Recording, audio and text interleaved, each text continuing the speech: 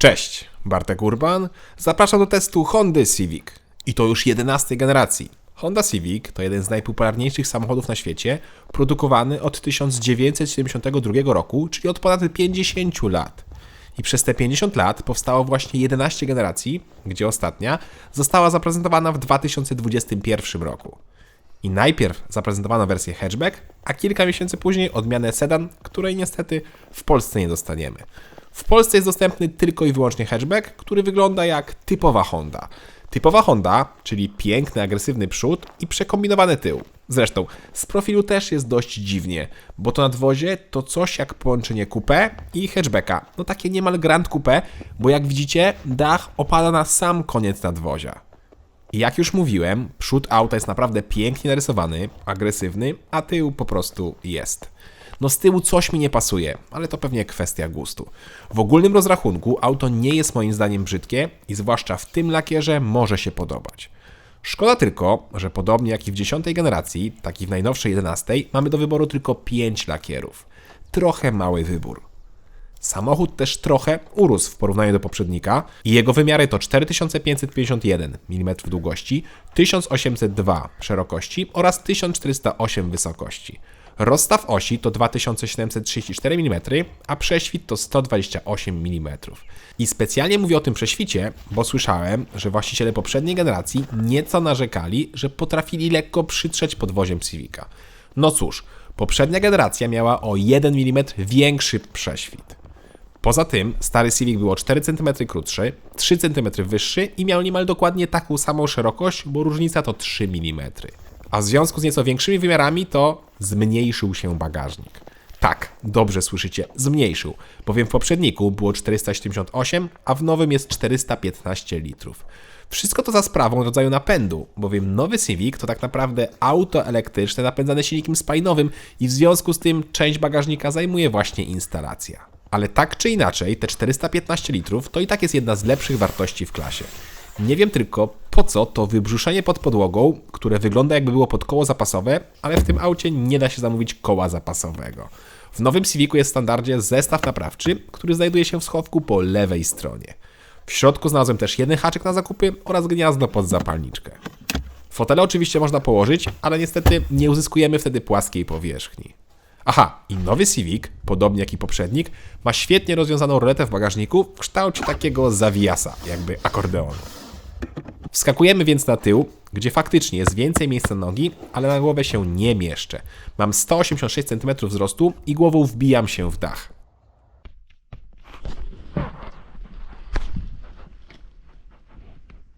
Z tyłu mamy też podłokietnik, który moim zdaniem otwiera się delikatnie za nisko.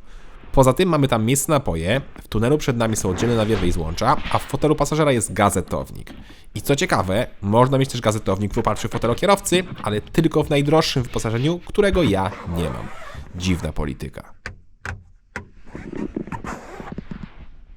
Wskakujemy więc do przodu. W sumie to wpadamy, bowiem nowy Civic jest dość niskim autem, gdzie dodatkowo możemy super nisko ustawić fotel i mamy wręcz sportową pozycję za kierownicą. To mi się podoba, chociaż jak ktoś ma problemy z plecami czy nadwagą, to może mieć też problem, żeby tutaj komfortowo wsiadać i wysiadać. Same fotele są już bardzo wygodne i łatwo możemy je ustawić pod odpowiednią pozycję. Ja miałem fotele manualne, ale w wyższym wyposażeniu można mieć fotele w pełni elektryczne. Pora więc na deskę rozdzielczą, która również przeszła spore zmiany. Moim zdaniem nieco na minus. Honda poszła za modą i przeniosła ładnie wbudowany ekran w deskę rozdzielczą i zamontowała go na jej szczycie. Szkoda, bo takie przyklejone, wystające na szczycie deski ekrany mają wszyscy, a Civic to nie jest auto jak wszystkie, więc mógłby zostać przy tej starej szkole z wbudowanymi ekranami. Na szczęście wciąż obsługa jest intuicyjna, mamy fizyczne przyciski od klimy czy audio, za co duży plus. W ogóle nowym detalem są kratki nawiewów, które idą niemal przez całą szerokość, co wygląda dość ciekawie. Ciekawie też wyglądają zegary, gdzie są one niby w pełni cyfrowe, ale tak naprawdę tylko lewa ich część jest cyfrowa i konfigurowalna, bo ta po prawej już nie i jest to zwykły zegar z analogową tarczą prędkościomierza. Zegary są bardzo klasyczne i to mi się bardzo podoba.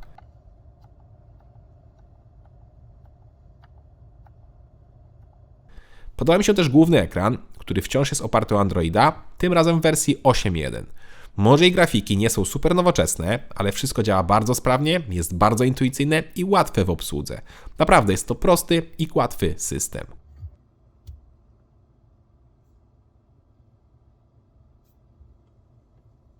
Jedynie kamera cofania mogłaby mieć nieco lepszą jakość, bo ta jest taka przeciętna. Zresztą materiały też są nieco przeciętne. Na szczęście spasowanie jest bardzo dobre i poza tym wystającym tabletem nic nie skrzypi i jest mało piano black. I to piano black jest w miejscach, gdzie nie powinno się porysować, jedynie będzie odbijało światło i się kurzyło.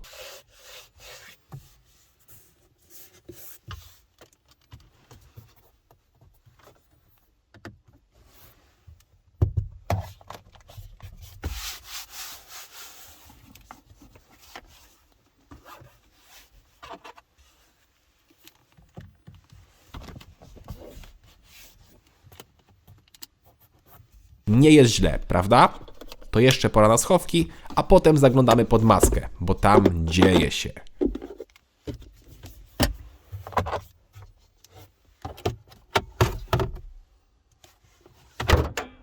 A pod maską się dzieje, bo Honda zrezygnowała z silników turbo, które miała w poprzedniej generacji, bo tam, przypomnę, było 1.0 turbo oraz 1.5 turbo o mocy 126 i 182 konie kolejno i zamiast nich mamy jeden silnik wolnossący 2.0 o mocy 143 koni. Ale to nie koniec, bowiem razem z tym silnikiem jest jeszcze silnik elektryczny o mocy 184 koni i łącznie ten układ ma właśnie 184 konie. A ma te 184 konie, bo koła, i to tylko przednie, bowiem Civic wciąż jest przednionapędowym autem, są napędzane tylko i wyłącznie przez silnik elektryczny. Silnik spalinowy w tym aucie robi jako generator, który produkuje prąd i ten prąd idzie do akumulatorów, a z akumulatorów do silnika elektrycznego i ten silnik elektryczny napędza przednią oś. Czyli tak na dobrą sprawę jest to auto elektryczne napędzane silnikiem spalinowym. I tak jest przez większość czasu poza jazdą w trasie z wyższymi prędkościami. Wtedy bowiem zużycie prądu jest za duże i bardziej opłaca się jechać na silniku spalinowym. Wtedy też silnik spalinowy jest spięty bezpośrednio z kołami, a dzieje się to za pomocą mokrego, wielopłytkowego sprzęgła. I co ciekawe, to sprzęgło jest bardzo małe, bliżej mu rozmiarami do tego stosowanego w motocyklach, a nie w autach. Mam jednak nadzieję, że jest trwałe. Tak więc jak słyszeliście, układ wydaje się super, hiper skomplikowany, ale w zwykłym użytkowaniu nie ma to żadnego znaczenia, bo dla użytkownika końcowego jest to układ niemal w pełni niezauważalny. I to też nie jest nowość, bo Honda już takie rozwiązania stosuje od wielu lat w innych modelach. Nowością jest po prostu w Civicu. Kolejna ciekawostka to skrzynia biegów, a raczej jej brak, bowiem tutaj nie ma skrzyni biegów.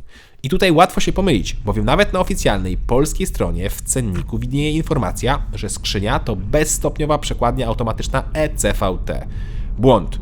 Tutaj nie ma skrzyni biegów.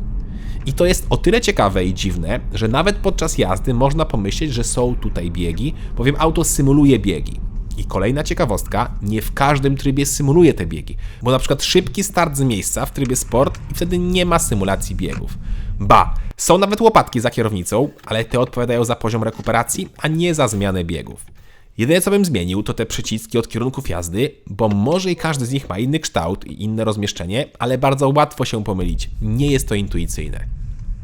Tak, wszystko w tym aucie wydaje się super skomplikowane, skupmy się więc na najważniejszym. Czy to coś daje, czy są osiągi, niskie spalanie i przede wszystkim, czy nie wyje jak konkurencyjne japońskie hybrydy.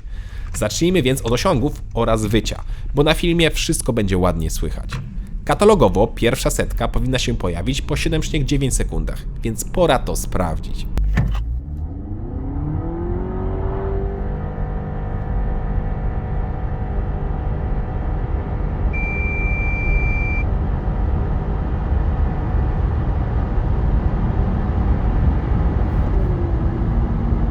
Wynik to powtarzalne 7,3 sekundy. Świetny czas. I jak słyszeliście, w trybie sport nie ma zmiany biegów, tylko stałe obroty, ale też brak takiego bardzo głośnego wycia. Szkoda tylko, że dźwięk wtedy w tym trybie sport jest podbijany w kabinie, no ale da się to wytrzymać. Zresztą, zobaczcie teraz na elastyczność i głośność.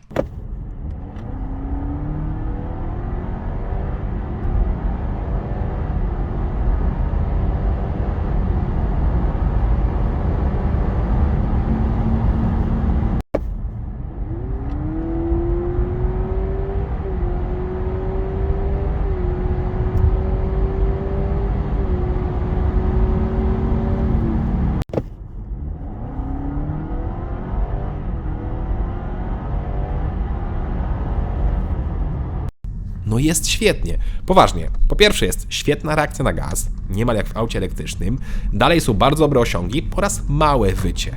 Brawo, to mi się podoba. Aha, i dla niektórych minusem tego rozwiązania elektryczno-spalinowego jest prędkość maksymalna, bo nowy Civic może pędzić tylko 180 km/h. Nawet wyciszenie kabiny, jak na Hondę, jest w miarę niezłe. Nie jest idealnie, ale nie można powiedzieć, że auto jest głośne w kabinie. Tutaj też dużo zmieniają opony, bo ja akurat miałem zimówki, które są naprawdę głośne. To, co na pewno od czasu do czasu słychać, to odpalanie się silnika spalinowego, który od razu wskakuje na wyższe obroty, co faktycznie początkowo lekko niepokoi, ale szybko przestajemy sobie tym zawracać głowę.